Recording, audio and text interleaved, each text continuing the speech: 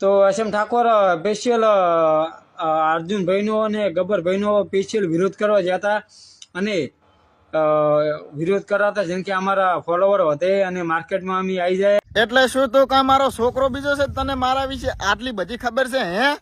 ઓ SM ચમ આટલો રાડે થયો હોય? અલ્યા આ ચૂતીપાઈ તેનો તો એક વખત વિડીયો બનાવ્યો હા. ઈ વળી મને શીખવાડ રહ્યો છે કાંઈક ક્યાંથી.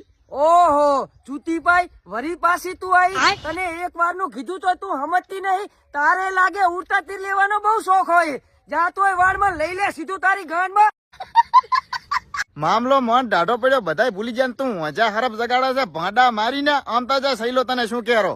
એસએમ ઠાકોરનો વિરોધ કરવાનો રેવા દે ને કે કંભેલ પગ લટકારી ભલે મારા ઠગતો ના આવે પણ લાસ્ટ દઈને ફર્સ્ટ કરી દે હું અમે.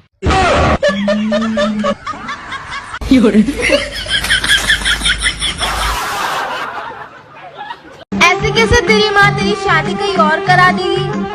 मैं भी गैंगस्टर हूँ बेटा, तेरे शादी के मंडप को कब्रिस्तान बना देगी. અલ્યા એ આજાની છોકરી નિશાળમાંથી આવી દીધી.